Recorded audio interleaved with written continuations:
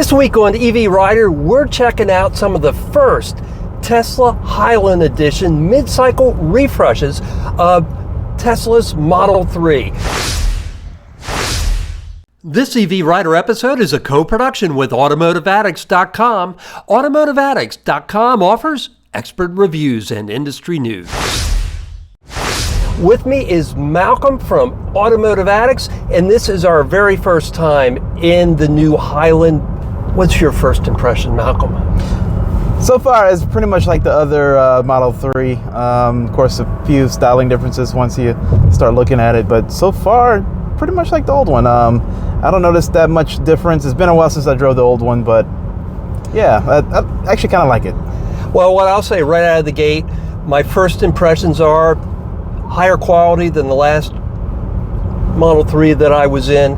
The other thing, it's reminding me more of a Model S. I have driven the current generation Model S Plaid, and of course the Highland Edition brings some of those touches to the car. So there's no shifters of any type, there's no stalk of any type in this car. When you get in the car, if things are going well, it knows right out of the gate that you want to go forward.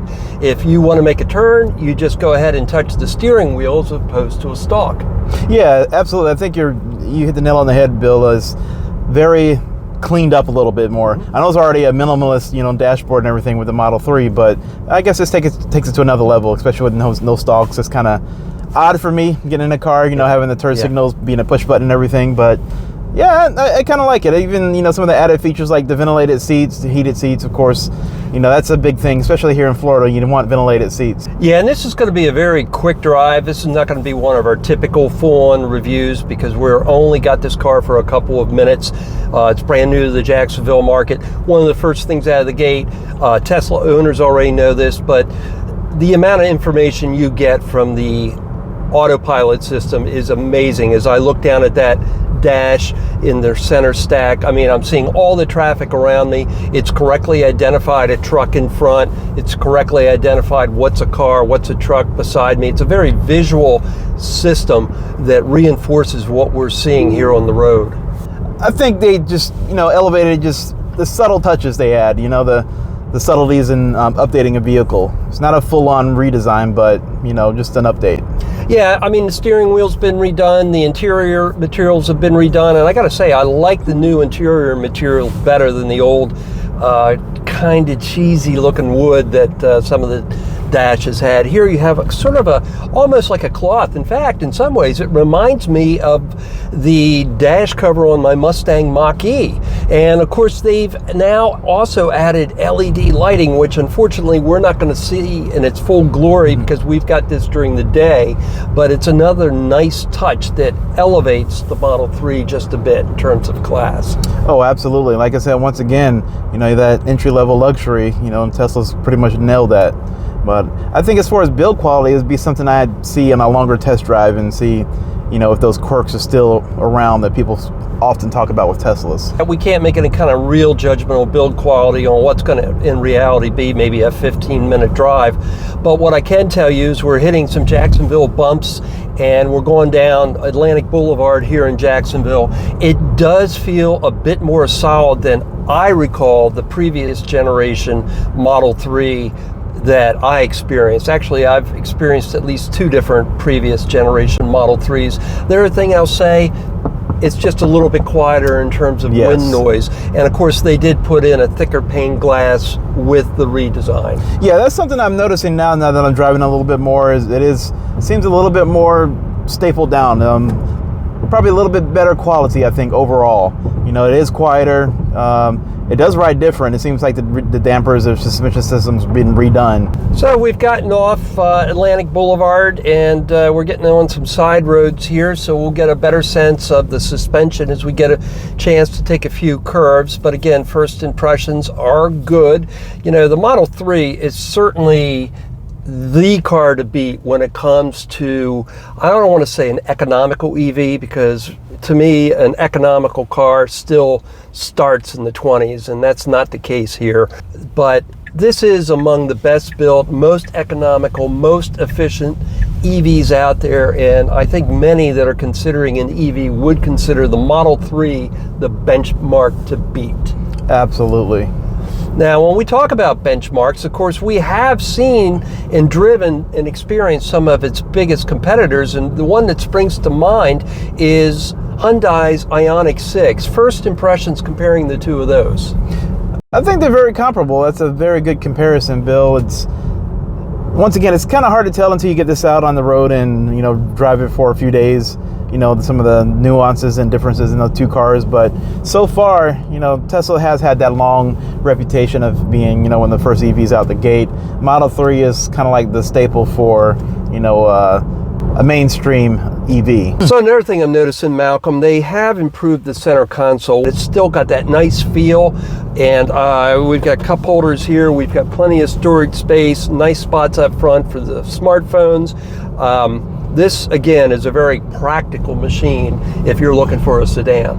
Oh yeah, very, very practical. I mean, you got the frunk, you got your normal trunk back there. I mean, you can't go wrong with these things. I mean, you have access to the supercharger network. You know, that's a major plus in getting a Tesla right now until others come out with the North American charging standard. Yeah, and you know, I mean, there's been a lot in the news about how other EVs are going to get access to the supercharger network. Right. For those that may not realize it, I also want to point out that Teslas have full access to CCS, DC fast charging stations. There is an adapter out there, so if you do end up in a part of the country that doesn't have a supercharger nearby, or frankly, if the price is just better at, say, an Electrify America or Sure. an EVgo, I just want to also make sure that buyers realize, hey, you can take a Tesla and charge it anywhere. And of course, the same for many automakers will soon be true in reverse. In fact, for example, Ford has already notified its owners that complementary adapters that will allow them to charge at version 3 and higher Tesla superchargers will be mailed out in the spring. Yeah, that's a game changer too. You know, getting access to the network. I mean, that's just the number one complaint about EVs is the infrastructure. All right, so now we've switched places. I imagine once you own one of these, you go into the menu and spend probably get 30 minutes to an hour configuring things because there's so many layers of controls, you know, in the Tesla, the screen. Of course, that's your main point of focus for information, everything. So everything's given to you right in that screen. I like gauges, and I know Tesla owners swear by the touchscreen. And I will concede that as far as practicality goes, I can certainly see the speed limit, you know, very easily out of my peripheral vision. So it's not a big deal, but I would still like to see a heads-up display or a traditional gauge cluster. But again, that's personal preference. I think one of my main qualms with the Model 3 is not having a traditional gauge cluster. But like I said, once you own one of these vehicles and drive it for a while, you get accustomed to that center screen. And yeah, no, I mean, the critical information is certainly still available at a glance, and I am nitpicking here because the reality is a traditional gauge cluster, you still have to glance. So the only difference is I'm glancing a little bit to the right as opposed to glancing straight down. But that is the beauty of a heads-up display. You don't remove your eyes at all from the front for any glances for many controls. absolutely. Now, unfortunately, we are not going to have an opportunity today to put this car through its paces and use its autopilot. So we're not going to be able to test that, but we are also hopeful now that Tesla is sort of getting back into marketing that we might be able to get a Model 3 Highland edition for more than just this short drive we have today. Yeah, I'm looking forward to that, especially if you take it home or maybe even get it for a couple days and really put it through its paces and figure out all the nuances and all that stuff and report back to you guys. Now, of course, because I am not a daily Tesla driver, I did find myself reaching for the turn signal stalk, but quickly realized that turn signal is on the steering wheel, and I do know that's something you get used to. So, for example, I just turned it back off. I kind of equate that to somebody that's coming from a manual transmission car to an automatic. You get used to it pretty darn quick, but every once in a while you find your foot reaching for a clutch. Yeah. You know, and the same thing here. I'm finding myself reaching for a stalk, but that would go away after a couple of days, unless you are a two-car family. Now, for that, I don't know. Yeah, that'd be an interesting one. I did find myself reaching for the stalk many times driving this, of course, but I mean, you can't help that. But like I said, once you own it, I'm sure you get accustomed to, you know, those little quirkiness. Now, I also want to apologize to viewers because we have this car for such a short period of time. We're not going to be able to shoot any exterior road shots today, but hopefully we get this Highland edition for a longer period of time. It can really do it up right, but we did want to at least bring you a taste of the mid-cycle refresh of Tesla's Model 3, which arguably is its second most important car, with the Model Y being its best-selling car. So yeah, I expect the Model Y eventually will get some of these same updates that the Model 3 received.